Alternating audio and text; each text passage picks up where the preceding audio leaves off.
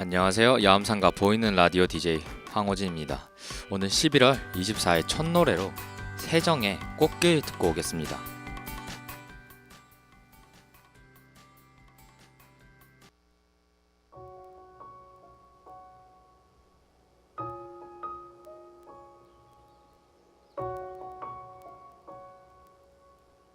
네, 노래 듣고 왔습니다. 오늘도 이제 우정호 DJ님이 바쁘셔서 저 혼자 진행하게 됐네요. 너무 바쁘시네요, 요즘 따라. 우리나라에서 이제 비 오는 날이면 주로 이제 빈대떡이나 이제 막걸리를 떠올리시잖아요. 근데 이제 이거와 같이 이제 비슷한 문화가 일본에도 있어요.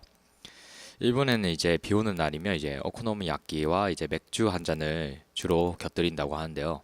이제 빈대떡과 비슷한 모습의 이제 오코노미야끼는 이제 한국의 정과 비슷한 대표적인 이제 일본 대중 음식 중에 하나인데요.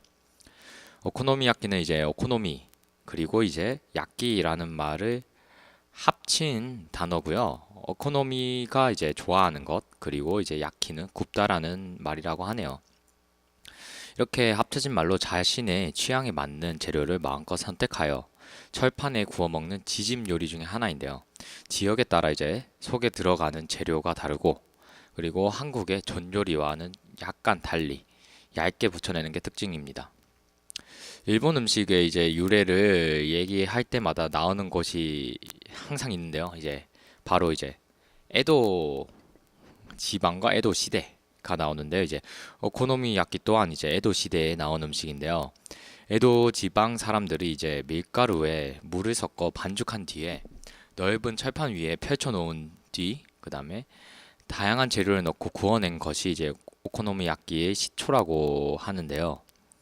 일본에서 이제 오코노미야끼가 이제 대중적으로 인기 끈 음식이 된 시점은 이제 관동 대지진 이후라고 하네요. 왜냐하면 이제 대지진이 일어나면 이제 먹을 게 귀하잖아요. 그래서 이제 적은 양으로 많이 불려 먹을 수 있는 음식이 필요해서 자연스럽게 오코노미야끼가 이제 애용 애용되게 됐다고 하네요.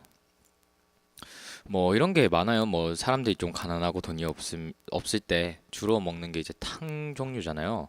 그래서 이제 프랑스 요리도 이제 종류가 많은데 요즘은 잘 모르겠는데 이제 예전 같은 경우는 프랑스인들은 또 이제 음식에 대한 자부심이 강하잖아요.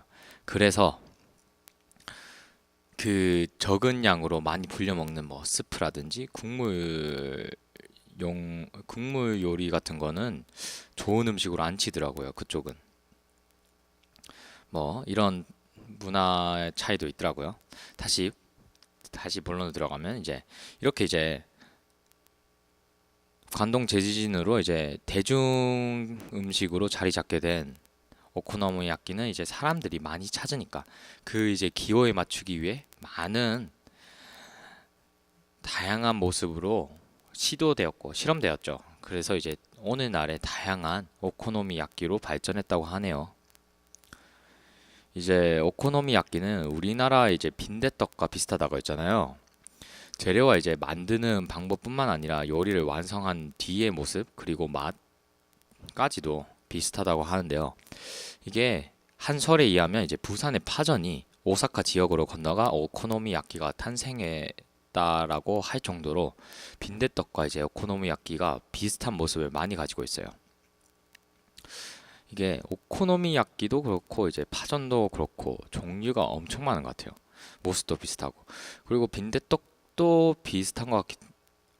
솔직히 제가 보기에는 파전과 빈대떡을 섞어 놓은 게 오코노미야끼가 아닌가 싶네요. 왜냐하면 이제 파전 같은 경우는 좀 얇잖아요. 김치전이라든지 무슨 정 같은 건 얇은데 부침개는 빈대떡은 이제 두껍고 속 재료 같은 거는 이제 파전 종류가 좀 더 많이 들어가잖아요. 그래서 이제 두 개를 합치면 좀 비슷한 것 같네요. 오코노미야키도 이제 두께는 좀 두툼한 데다가 재료는 많이 들어가서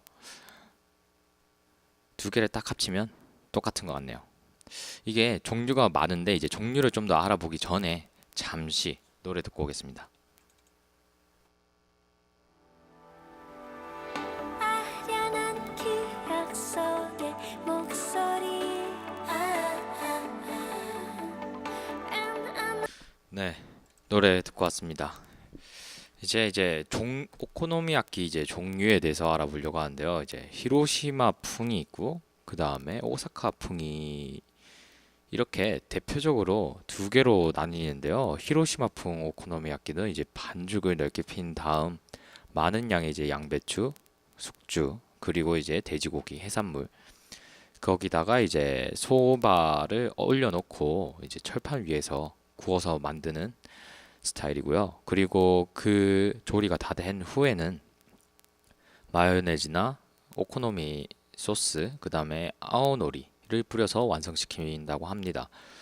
아오노리가 뭐냐고 하면 이제 그 파레라고 해야 되나요? 김이라고 해야 되나요? 이게 해조류 중에 하나인데 이제 말려놓은 거예요. 그, 그 일식집 가면 한 번씩 뭐, 음, 바지처럼 보이는 거 있잖아요. 뿌려놓은 거, 가루. 그게 이제 바로 아오노리입니다. 그리고 이제 히로시마풍과 달리 이제 오사카풍 오코노미야끼는 이제 오사카 지역의 특징을 잘 나타내는데요. 오사카 지역은 신선한 해산물이 많기 때문에 많은 해산물이 들어가 있어요. 그리고 이제 한국에서 주로 먹는 오코노미야끼는 거의 다 이제 대부분 오사카풍이라고 말할 정도입니다. 왜냐하면 이제 그 우리나라 사람들의 이제 입맛과 비슷해요. 그러니까 이제 히로시마 풍보다는 오사카 풍이 좀 더 우리나라의 입맛에 맞다라고 볼 수 있죠. 그리고 이제 아까 오사카 지역의 특징을 잘 나타낸다고 했잖아요. 신선한 해산물이 듬뿍 들어가기 때문에 이제 부산의 동네 파전과 비슷하다고 하네요. 그리고 이제 밀가루가 다 익으면 오코노미 소스와 가스오부시 그다음에 파랫가루를 얹어서 마무리한다고 하네요. 가스오부시 같은 경우는 이제 뭐 타코야끼나 뭐 이런 전 종류 있잖아요. 일본 전이나 뭐 밀가루로 만든 음식 위에 올라가는 참다랑어 가루 있잖아요. 그 말린 가루. 그걸 말하는 겁니다. 그리고 이제 이뿐만 아니라 이제 오코노미야끼와 비슷한 모습의 이제 몬자야끼라는 것도 있는데요. 몬자야끼는 이제 동경의 서민가에서 발달된 음식입니다. 오코노미야끼는 그래도 이제 파전 느낌이 없지 않아 있는데 이제 몬자야끼는 조금 다르게 묽게 반죽한 밀가루를 쓰고 양배추, 새우, 오징어 등 다양한 재료를 넣어 조리는 것처럼 익히는 게 특징이라고 하네요. 재료가 이제 잘게 으깨지면 가운데 부분을 둥글게 만든 뒤에 묽은 밀가루 반죽을 넣어서 조리한다고 하네요. 이게 약간 그 제주도의 뭐 고깃집 같은 데 가면 그 볶음밥을 고기 먹고 이제 볶음밥을 해주면 이제 그 한라산처럼 만들어 주잖아요. 거기다가 이제 중앙에 그 계란을 딱 풀어서 익혀갖고 계란이랑 같이 먹게 하잖아요. 약간 그런 모양으로 이제 틀을 야채와 이제 해산물로 만들고 그 가운데 빈 곳에다가 묽은 밀가루 반죽을 넣어서 졸여서 먹는다고 합니다. 그리고 이제 이거는 또 자기가 기호에 맞게 익혀 먹는 게 특징이라서 좀 바삭바삭한 거 좋아하시면 많이 익혀 드시고 이게 좀 나는 좀 촉촉한 게 좋다. 김치전처럼 촉촉한 게 좋다 하시면 적당히 졸여서 드시는 게 좋을 것 같네요. 아, 그리고 이제 오코노미야끼가 두툼한 빈대떡의 식감을 지니고 있잖아요. 그런데 이제 몬자야끼 같은 경우는 김치전처럼 촉촉한 반죽의 식감이 특징입니다. 왜냐하면 이제 묽게 반죽을 했기 때문에 확실히 밀가루 반죽이 밀도가 낮죠. 그러니까 이제 좀 더 촉촉하고 이제 부드럽다고 볼 수 있죠. 아, 그리고 이제 오사카 지역 사람들이 이제 오코노미야끼가 이제 자기네 동네의 음식이라고 생각한 것처럼 이제 몬자야끼는 이제 동경을 대표하는 음식이라서 동경 사람들에게는 이제 자기네 동네 음식이라고 하네요. 그리고 이제 다른 지방의 오코노미야끼와는 달리 몬자야끼는 밀가루 반죽에 우스터 소스를 섞어서 만든다고 하네요. 몬자야끼가 유명한 곳은 이제 동경, 당연히 동경이겠죠. 동경 음식이라고 생각하니까 동경에 이제 츠키시마, 그다음에 아사쿠사 지역에 어마어마하게 많은 몬자야끼 가게들이 집중돼 있다고 하네요. 오사카 역시 먹을 게 좀 많은 것 같아요. 오사카하고 이제 동경 같은 경우는 저도 저번에 오사카 갔었는데 먹을 게 너무 많아서 고 결정장애 걸리는 줄 알았어요. 다 맛있어 보여서. 야, 그래도 이제 이런 거 또 저는 또 여행 가면 전통적인 거 먹는 걸 좋아해서 이런 데는 꼭 한 번씩 들려보곤 하거든요. 몬자야끼는 제가 가서는 안 먹어봤는데 이제 오코노미야끼 같은 경우는 들렸을 때 좀 꽤나 유명한 곳에 예약하고 가서 그 이게 또 이렇게 일본은 좀 전통적으로 부모님한테 이제 물려받는 가게들이 많잖아요. 전통이 오래된 막 몇 대 걸쳐서 그런 데가 많으니까 이제 포장마차에서 팔 것 같은데 그게 아니라 이제 가게 안에 집이라고 해야 되나? 가정집 안에 있는 가게들이 꽤 있더라고요. 그래서 이제 좀 찾기가 힘들어요. 구석구석에 있는 것 같은 경우는.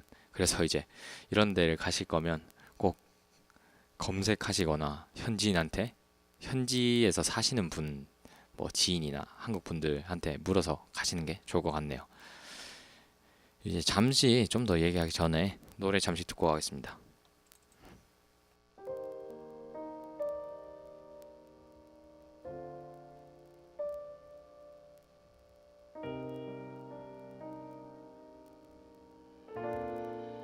네, 노래 듣고 왔습니다. 계속해서 이제 오코노미야끼에 대해서 이야기해 볼게요. 이제 오코노미야끼를 이제 잘 만들려면 제일 중요한 게 재료와 밀가루 반죽의 비율을 잘 맞추는 건데요.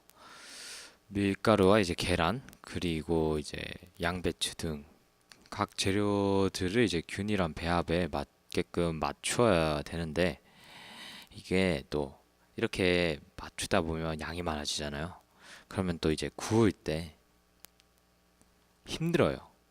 이게 또 양이 많으면 타지 않고 서로 굽기가 힘들잖아요. 뭐 스테이크 굽는 것처럼 스테이크도 겉 센 불로 너무 하면 이제 밖은 타버리고 안은 안 익잖아요. 그런 거와 비슷하죠. 그래서 이제 이런 오코노미야끼는 이제 200도에서 220도의 화력으로 굽는다고 하는데요. 이것도 불로 바로 가열하는 게 아니고 이제 철판을 200도에서 220도 정도를 맞춰서 철판 온도를 그렇게 맞춘 뒤에 철판으로 구워내는 거기 때문에 괜찮다고 하네요. 불을 너무 바로 때리면 이제 타버리니까 그 맛이 제대로 안 난다고 하네요. 그리고 이제 철판으로 굽는 이유도 이제 이 온도를 유지되는 것도 있고 그리고 이렇게 유지되면서 전체적으로 골고루 열을 전달할 수 있기 때문이라고 하네요. 음, 철판으로 안 굽는 오코노미야끼는 못 본 것 같았는데 그게 이유였네요. 이때까지 다 철판으로만 구워서 아, 왜 그런가 전통인가 했는데 그게 다 요리에 대한 이유가 있었네요. 역시 이게 이유 없이 하는 건 없는가 봐요. 보니까 요리에서. 오늘은 이렇게 이제 오코노미야끼에 대해서 알아봤는데요. 오코노미야끼도 종류가 너무 많아서 생략을 해온 거지만 그 지방마다 너무 달라서 한 대여섯 개로 나누는데 그 중에서도 이제 또 그 나눠진 대여섯 개에서도 한 종류가 네다섯 개씩 나뉘더라고요. 그러니까 이걸 다 말하기에는 좀 시간이 부족한가 하지 않나 싶어서 일부러 생략해왔는데 아, 이게 또 세세하게 들어가면 또 머리 아프잖아요. 이게 또 직접 뭐 이런 거 좋아하셔서 해 드시는 분이면 상관이 없는데 다들 그런 건 아니잖아요. 그래서 일부러 생략을 해왔는데 종류가 좀 작은 것 같기도 하고 그렇네요.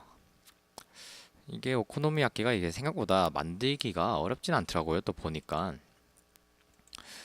뭐 소스 같은 경우는 케첩, 우스터 소스, 그 다음에 설탕, 식초, 야 그런 거 딱 이거만 있으면 만들 수 있더라고요.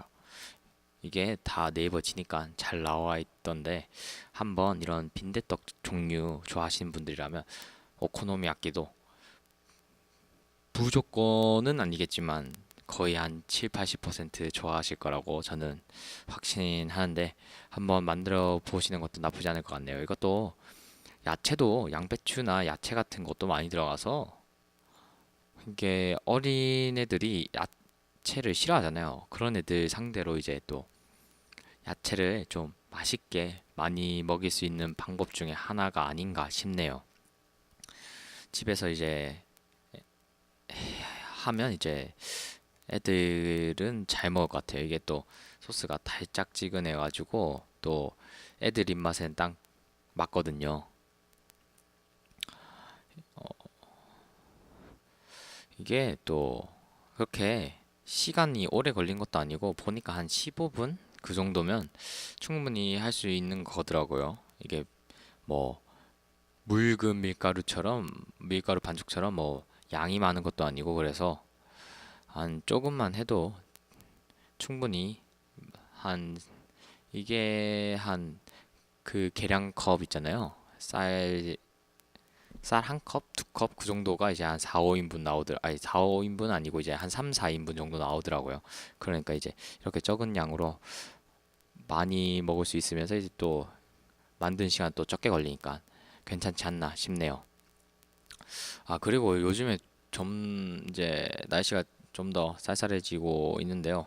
오늘도 오면서 엄청 춥다고 생각했는데 이제 날씨가 점점 추워지니까 외투도 두껍게 입으시면서 마지막 곡으로 김민승의 앞으로 듣고 저는 이만 물러가겠습니다.